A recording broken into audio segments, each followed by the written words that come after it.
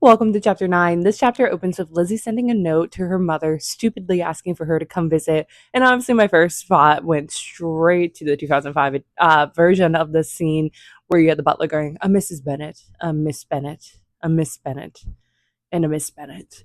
The only thing that the 2005 version is missing, though, is the fact that they came to visit Jane. It seems much ruder that they just showed up, is the impression you get with the 2005 version, where it's like, here, like, they were invited to come. And like I said earlier, stupidly by Lizzie thinking that her mother would agree to moving Jane then, because the whole reason why Jane's in this situation in the first place is that her mother was hoping that she would get sick and be stuck here. But Lizzie does acknowledge here, or at least the narrator, that had she found Jane in any apparent danger, Mrs. Bennet would have been very miserable. And it's not because, well, the wording choice is very particular and very important, been very miserable, because you can tell that Mrs. Bennet is staking everything upon Jane. Jane is her ticket to rising into society. And that's what she does want to do. That's why she gets so prickly around the Lucases. She rose above her siblings slightly, and she would like to continue to rise. And that's Jane's her hopes. And if Jane was truly desperately sick, then that would be terrible. Then it would make her miserable, but she's not. And so that's why she's like, yes, perfect. My plan can keep going. And I feel bad for Mr. Bingley because at least Lizzie cushions her answers a little bit more, recognizing that he would be very distressed. Whereas, Mrs. Bennet says, indeed, I have, sir.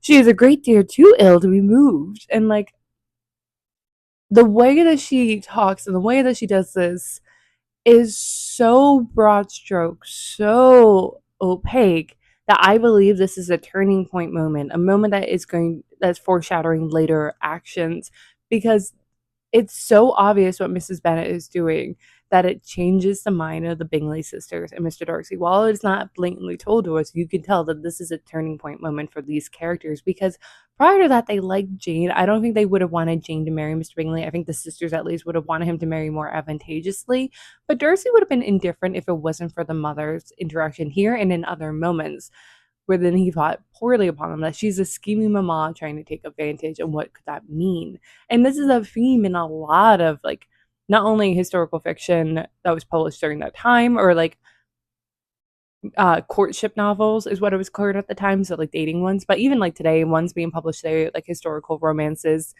it is very popular to have a plot point where, like, they don't like the scheming mamas, and then the girl isn't really a scheming one like her mama.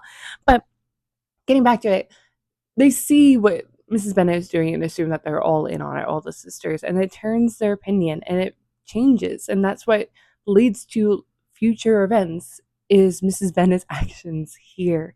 So it's fascinating that Mrs. Bennet's desperation to make this work fumbles it. She's the source of this downfall for a while. And just to quickly add on, I think it's absolutely fascinating that Mr. Darcy gets all the blame, while yes, he is the one that actionably removes or persuades Bingley to leave.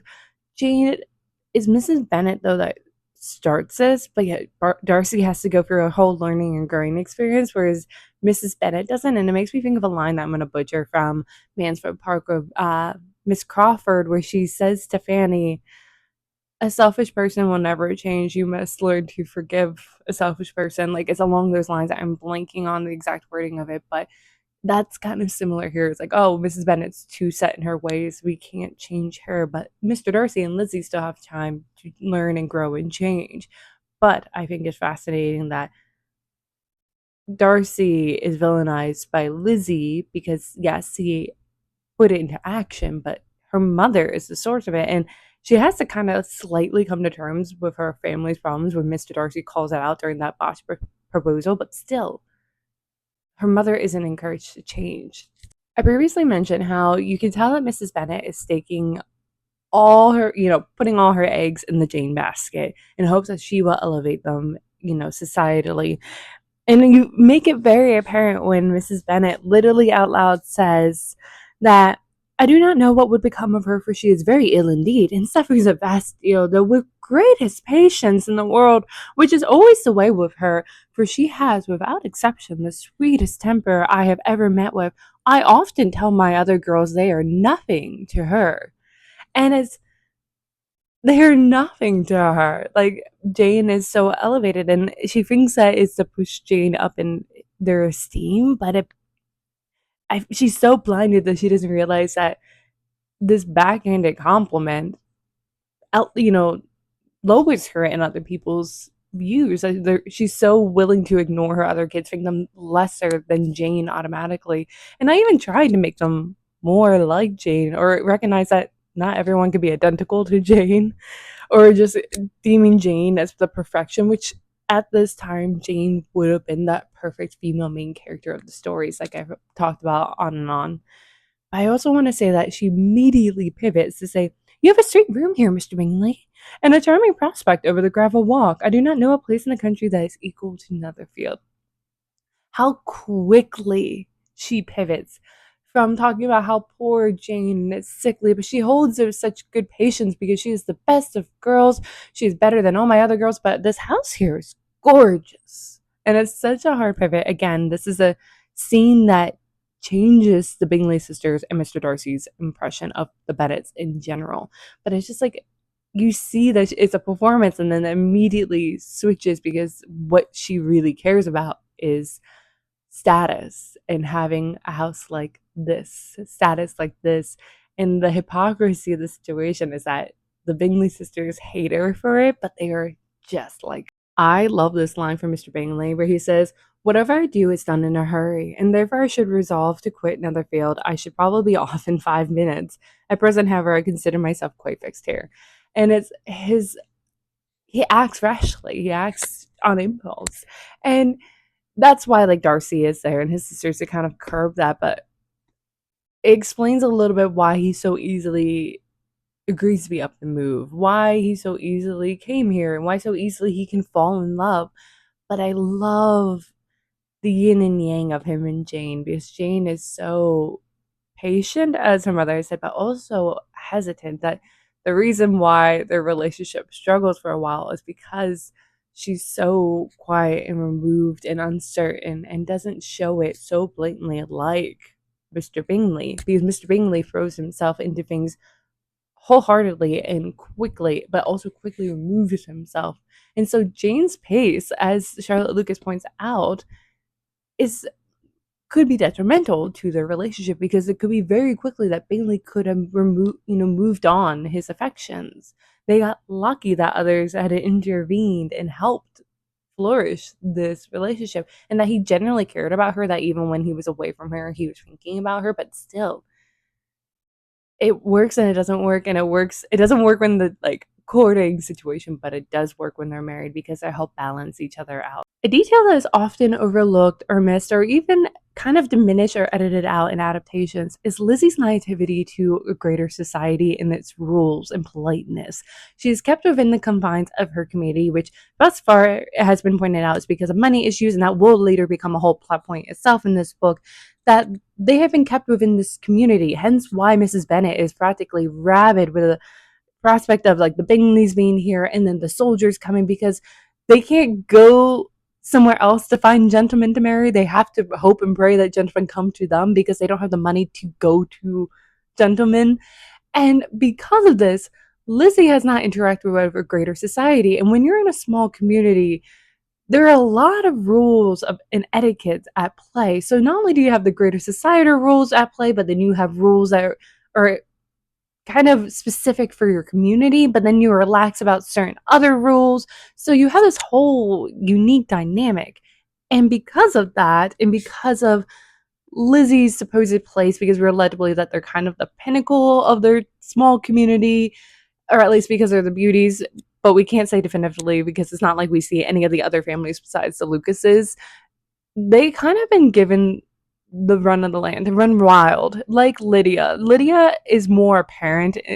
You can point out being, like, left to run wild and being ill-mannered and being the downfall of the family, but Lizzie is not much better. And you see it here in chapter 9 with this interaction when she says to Bingley, "That is exactly what I should have supposed of you. You begin to comprehend me, do you? Oh yes, I understand you perfectly. I wish I might take this for a compliment, but to be so easily seen through, I'm afraid, is pitiful."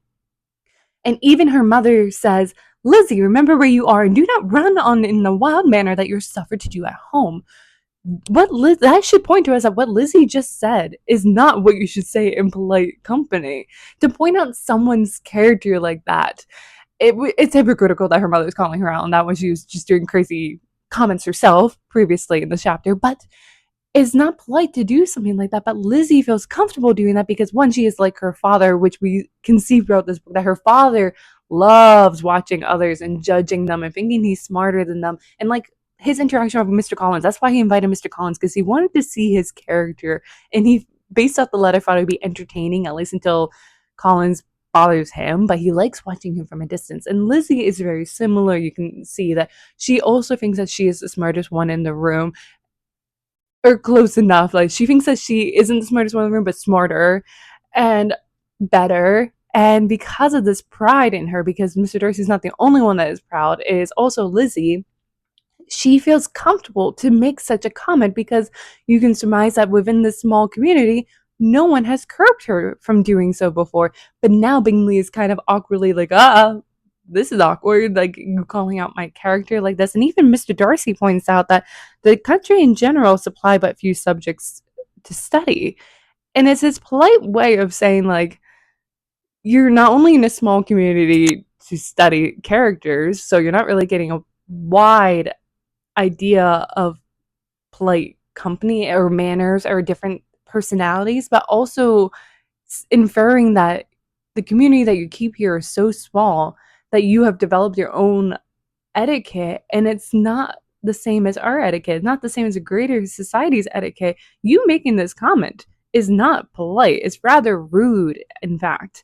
So the whole point of bringing this up is that one, it is very easy to forget during readings, and especially of adaptations, who paint Lizzie in a nicer light, that Lizzie is equally flawed as Mr. Darcy, if not ruder than Mr. Darcy. Like they're both equally rude. It just comes out in different ways. And they both have to learn it. And the message with Lizzie here is to point out that you should be able to go beyond your community, because if you're kept within your community and not kind of raised, not taught, because as we learn later from Lizzie that Mrs. Bennet has had a hands-off approach on her daughter's educations, they will run into errors like this. They will be rude. So I think that is Jane's kind of, not Jane, yes, Jane Austen's way of kind of having a conversation about young ladies should be able to leave their home and go out in other societies to interact with other people, because that's how you learn to interact with other people, but also learn to be polite in what is faux pas and what is the right thing to say and what is not, because if not, you have things like Lizzie, but also that you should, like, the parents' involvement in a child's upbringing will come back and affect them. Like, because of Mr. and Mrs. Bennet, Lizzie felt comfortable making such comments. I'm rambling, but that was the point of what I was trying to get at. Continuing with this conversation, because the conversation is the entirety of this chapter, we reach a point where like Darcy brings up the country and how like the like lack of like subjects for Lizzie to study, and Mrs. Bennet has her heckles kind of raised, and she says, "Yes, indeed. I assure you there's quite as much of that going on in the country as in town. I cannot see that London has any great advantage over the country for my part, except the shops and public places. The country is a vast deal pleasanter, is it not, Mr. Bingley?" And this conversation being had not only was very poignant of the time that Jane Austen was writing this, and something that as her life goes on, as her fame of writing this book gets her more in the city circle and experience, she'll see probably validated for, but it's a conversation that is had throughout history prior to this book being written and after, all the way to today. Like, think of a lot of the Hallmark movies where the focal point is like the small town versus city, and like the thing is looking at how the etiquette and the mannerisms and the dynamics are different because of the environment and like the way things work because of it. There's so many moving parts that influence that. But as human beings, our fatal flaw as beings, as creatures, is finding reasons to be better than someone else, to find a reason to elevate ourselves as being better than whether it's one person or a whole group of people. That the small town folk think that they're better than city folks think that they're better than the small town, the nobles think that they're better than the poor, like all these dynamics that we need for some reason to find reasons to be better than others. And even Lizzie, who is morally better than, say, the Bingley sisters, is not exempt from this. She finds reasons to think that she is better than the Bingley sisters.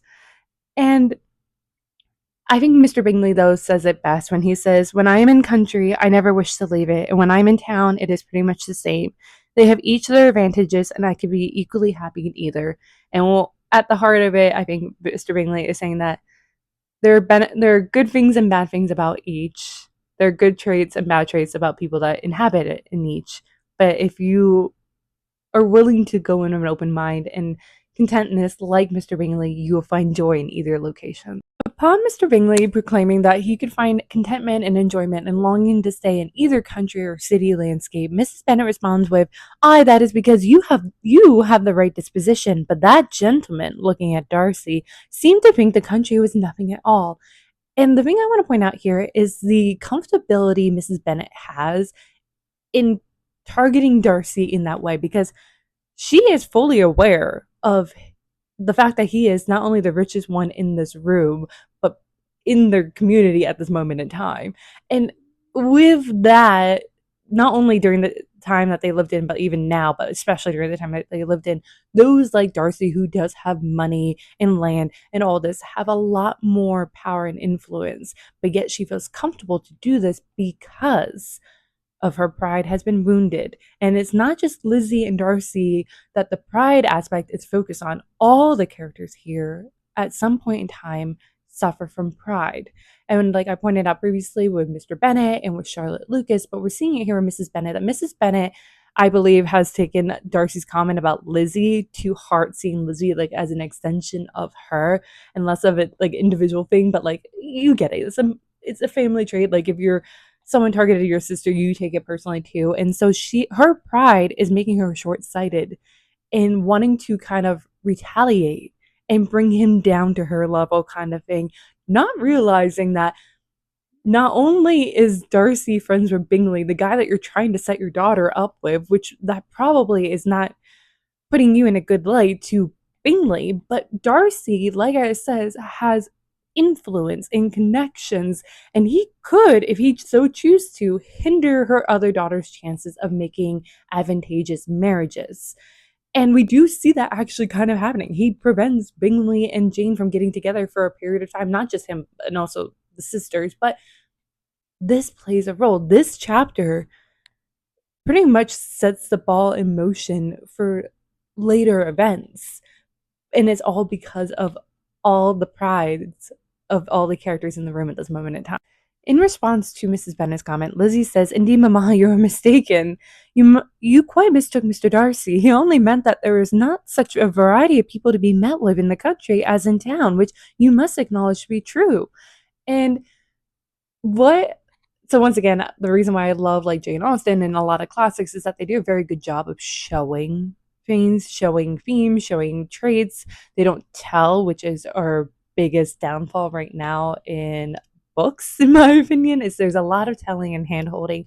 But the thing about showing is that often characters are saying things without saying things outright, if that makes sense. So here Lizzie is saying to us, the readers, and having us think about the fact that like these small communities with a lack of variety of people do create a sort of echo chamber, which is interesting if you think about today. While the internet does give us the opportunity to widen our horizons, hear a broader aspect of opinions and different perspectives, we still find ourselves seeking echo chambers. We still seek smaller communities of like-minded people.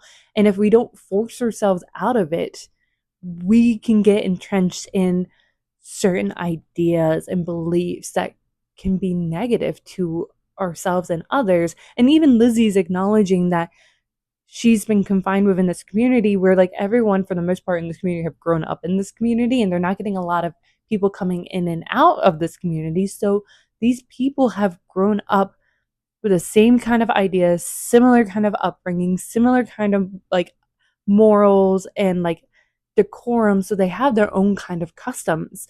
And it's because of these outsiders coming in, not only the soldiers and Mr. Bingley and Mr. Darcy, but also Lizzie leaving her community, that forces her to acknowledge the holes in her, the flaws in her, because now she's seeing other customs and etiquette, and while they're not vastly different from her own, they are different enough to acknowledge the flaws in her. I then love that Mrs. Bennet says that certainly, my dear, nobody said there were, but as to not meeting with many people in the neighborhood, I believe there are a few neighborhoods larger. I know we dine with 24 families.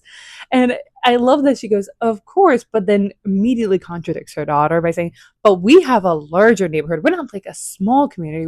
We're bigger, but like they're also not a fur community, as I mentioned. Like they're not getting a lot of outsiders coming in. That's why they're so in rapture with the idea of the soldiers coming in, is because they don't have a lot of people coming in and out. It's like not, a far away kind of community. But she thinks that they are larger and they have 24 families. And then it said that Mr. Bingley just barely is able to compose herself, but his sisters are not so delicate and they kind of giggle. And it's because to them it seems, oh, so provincial to have dined with 24 families, which might be, that does sound like a lot of families to be of that same class as them to dine with. Because like, look at Emma doesn't have as many families that we hear about in her community that she dines with.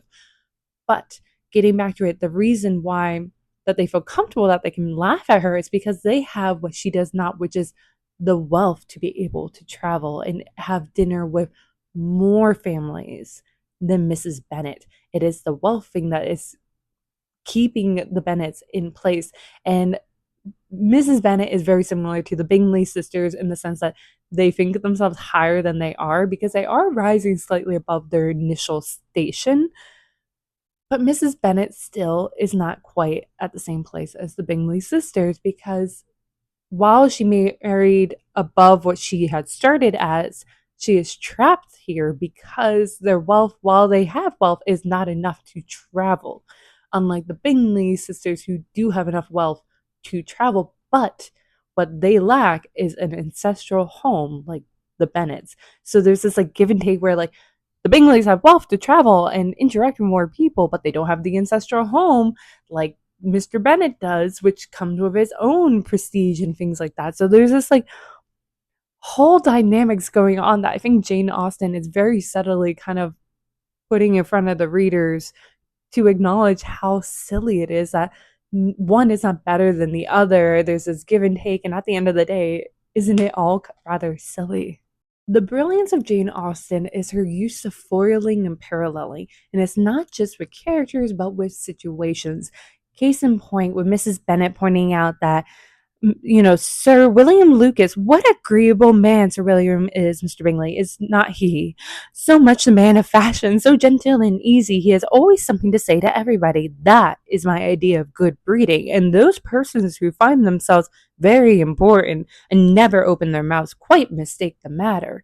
So what she's getting at here is not only still her short-sighted pride digging into Mr. Darcy, but it's so fascinating because of the conversation Charlotte Lucas had previously said to Lizzie, where he has enough money and land and like stuff, influence to warrant him to be quieter and more aloof and a little bit more stingent of who he accepts into his groups and interacts with. But then you have like Mrs. Bennet making fun of him for it and liking someone like Sir William Lucas, who is so open-minded and talks to everyone. Isn't he a perfection of it? Even Mr. Bingley falls into this category. But the parallel is within this conversation that's being had here of like, you have this small community that is an echo chamber within itself. And then Mr. Darcy kind of creates an echo chamber within himself, even though he has the wealth and the gender to allow him to travel into other communities and the prestige that allows him to have any door open to him for the most part. He chooses to keep his community small. So it's funny to be commentating on the smallness of this town's community and the lack of people that you're interacting with when the higher ups kind of keep their own community rather small, even though they have the ability to spread it. And Mrs. Bennet, though, is not saying it in that way or for that purpose. She's saying it to kind of because she's desperate for those like Mr. Darcy to allow them a seat at the table per se. So like I was trying to get at, the heart of this is that I love within really quickly within this conversation, they're kind of making fun of the small community that this town has. Like it's a forced kind of environment because of money. They can't travel in or out, and just because of the community where its location is, it's not like many people are coming in and out themselves. But then you have someone who has the ability to expand the community and yet chooses not to. They keep them small, which also influences them. So there's like this whole conversation that you can have of like money playing a role in your ability to expand yourself, but also when you do have money, sometimes they poorly choose not to do so. They keep within their own community. And I think Jane Austen's also commentating on that and pushing them to expand themselves and interact with others, even lower in class, for instance. Mrs. Bennet in this chapter, there's so many things that like I love about it because you can compare it to other aspects, not only like within this chapter of her critiquing Lizzie for the way that she's talking in this company, and then the way that she like not only Mrs. Bennet targeted Darcy with her very unveiled critique, and then like her very obvious obtuse way of trying to promote her daughters to them. And also like though with it, you can compare it to a conversation that's going to be had later with Charlotte and Lizzie, where Charlotte is saying that Jane should show her feelings towards Bingley a little bit more clear to encourage him. And it's funny that Jane doesn't show it enough, but Mrs. Bennet, trust me, like in this moment here, shows it more than enough. And we're seeing it here with her when they're talking about Charlotte Lucas, and she said, I fancy she was wanted about the mince pies. For my part, Mr. Bingley, I always keep servants that can do their own work. My daughters are brought up very differently. And it's her trying to subtly, but not subtly enough, point out that, like, even though the Lucases have a higher title, they need their daughters to work for them, but not our family. Our family is well enough to do. But it's fascinating because, like, there's this competition between the two mothers because I do have daughters that need to be married off. And like I said, this is not a community that's getting a lot of eligible men coming in and out of. So when one comes in, they're swarming it. And like I feel like Charlotte very much is aware that the need for this more than the Bennet sisters. They're kind of in their own world that they don't realize the pressure of it. And that's the fairy tale esque of the story comes in a part here. But it's like also Mrs. Bennet is so much, you can relate to it today because even today you might have your mother, in a store being like, isn't my daughter gorgeous? To like the cute cashier, like, stuff like that, where you're just like, oh God, ew, cringe. Like, that's exactly what was happening here too. Mrs. Bennet then proceeds to have these like kind of backhanded compliments, which is like her trying to be nice, but it's very opaque what she's doing when she says that, like, Charlotte Lucas, but everybody is a judge for themselves, and the Lucases are very good sort of girls. I assure you, it is a pity that they are not handsome.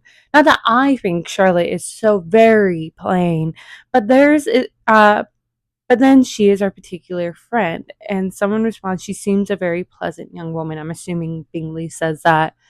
And the thing I want to point out here is a saying my mom likes to say is there's a lid for every pot. And one of the things in this book that you can notice is that while it's so easy to make fun of Mr. Collins, because it is, but you cannot frown upon Charlotte choosing that marriage not only because it made sense and because of her situation and her age and all these things, but it does kind of work.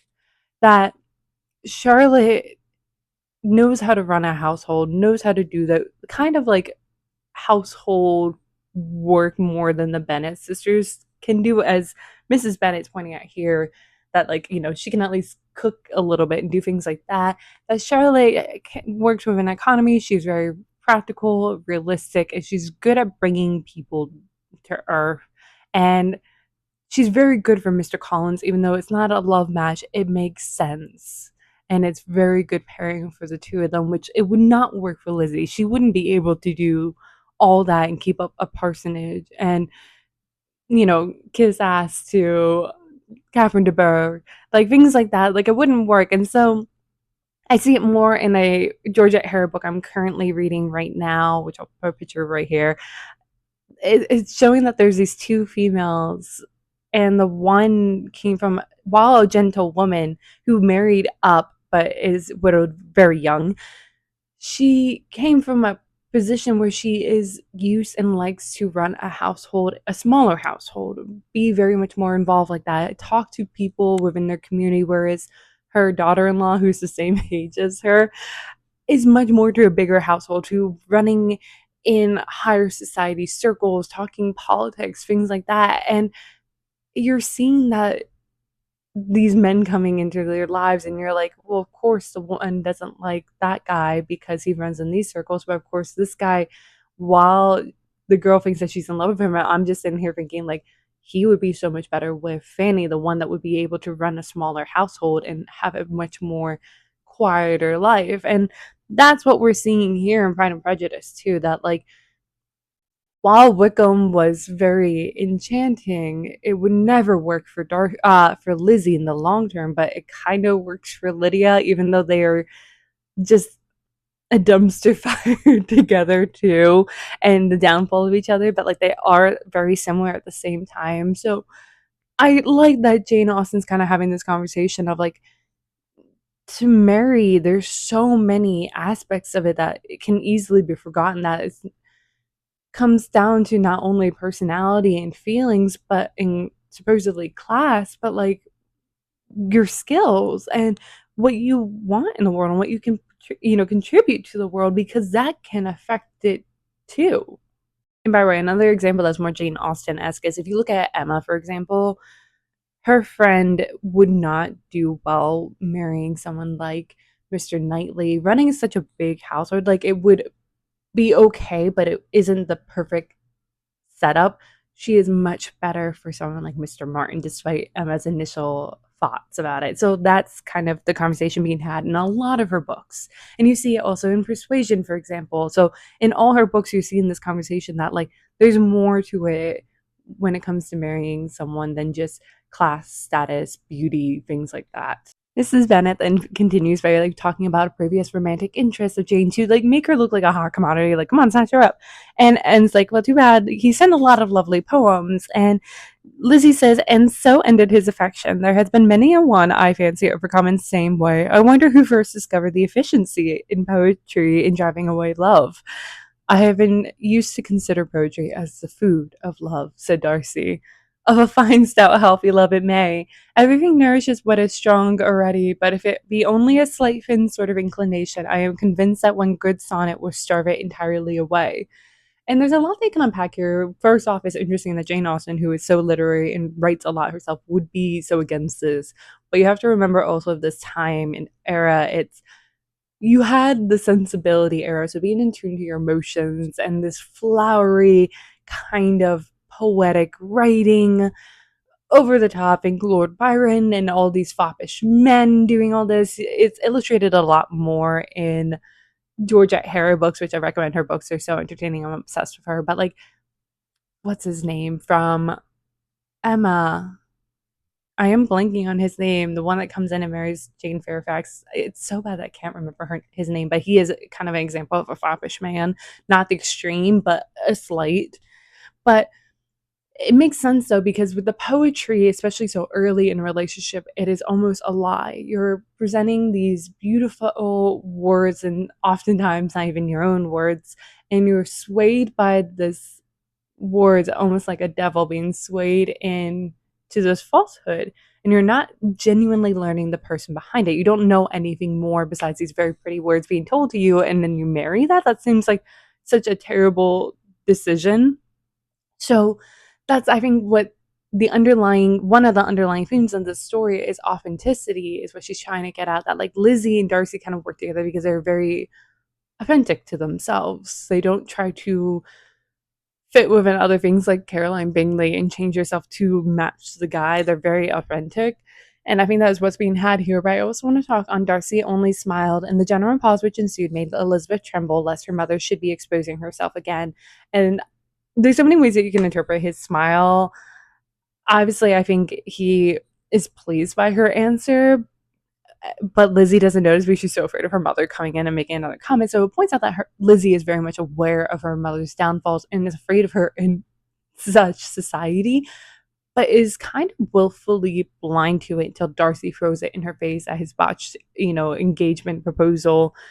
But I'm more so curious of why everyone else paused, and I would love to know what you guys think because I can't quite put my finger on what it could mean. After the whole talk of having a ball with the Bingleys and the younger, like Lydia, the chapter ends with the Mrs. Bennet and her daughters leaving. Lizzie returns to Jane, and the remarks of the two ladies and Mr. Darcy, the latter of whom, however, could not be prevailed on to join in the censure of her, in spite of all Miss Bingley's criticism on fine eyes. So it points out that Darcy probably could censor Mrs. Bennet and the other girls, but not Lizzie. He sees her respectably and likes how she presents herself.